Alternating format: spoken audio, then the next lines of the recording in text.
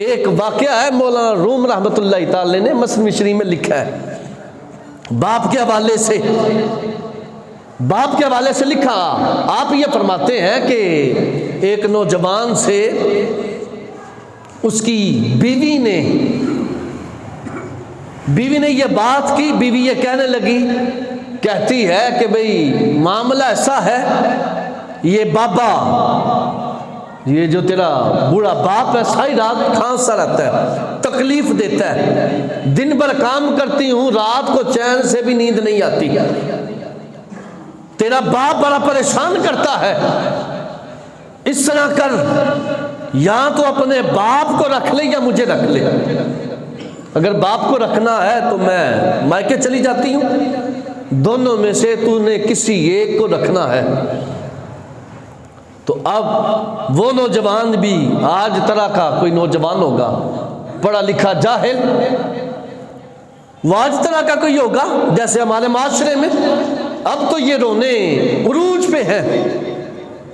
अब उसके ज़हन में भी ये बात आई, वो कहने लगा कि भाई तू परेशान क्यों होती है, तू परेशान ना हो, मेरे बाप की वजह से परेशान है, परेशान ना हो, मैं अपने बाप को टिकाने में लगाता हूं,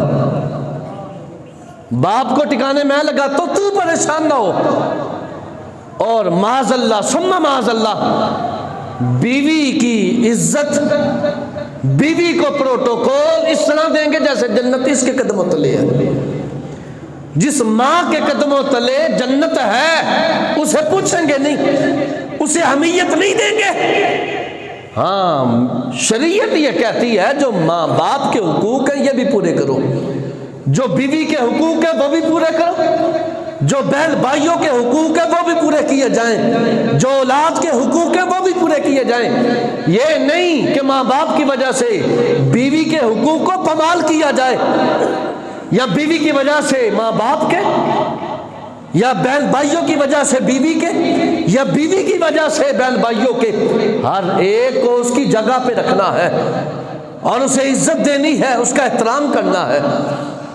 अब वो नौजवान भी कहने लगा तू परेशान ना हो, क्योंकि तू रूठ गई तो जमाना रूठ जाएगा, तू अगर रूठ गई जमाना रूठ जाएगा, ये दुनिया मेरे लिए तंग होगी।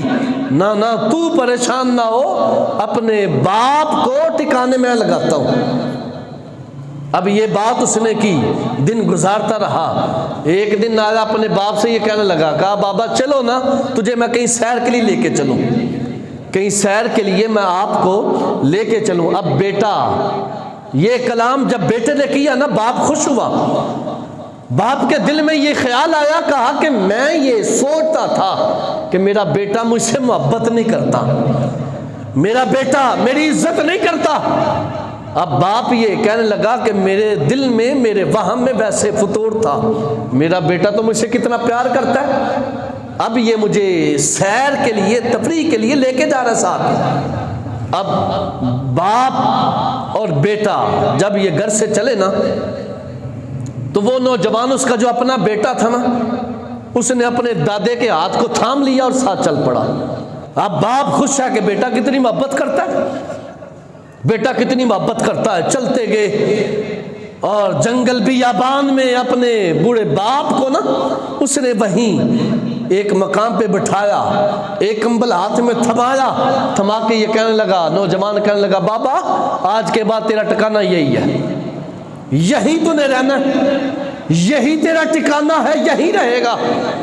अब इतनी बात जब की ना, अब उस नौजवान का जो अपना बेटा था ना, वो आगे बढ़ा, उसने दादा से कंबल लिया और कंबल के हिस्से किए दो।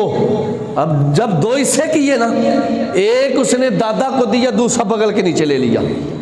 अब जब बगल के नीचे कंबल का दूसरा हिस्सा लिया ना, नौजवान परेशान हो गया, कहने लगा तू तो मेरे से भी 4 हाथ आगे बढ़ा है भाई, मैंने अपने बाप को घर से निकालना और एक कंबल उसके हाथ में थमाया, तूने कंबल के भी 2 हिस्से कर लिए। अब उस बच्चे ने जो जुमले कहे, ये जुमले पल्ले बांधने वाले हैं,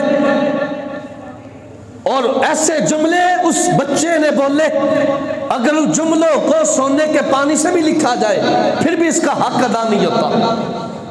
कैसे जुमले उस बच्चे ने बोले। वो बच्चा क्या कहने लगा, कहा बाबा आज तेरे पास जवानी की नेमत है, आज तेरे पास सेहत की नेमत है, आज तूने मेरी मां के कहने पे, अपनी बीवी के कहने पे अपने बाप को, मेरे दादा को घर से निकाल दिया।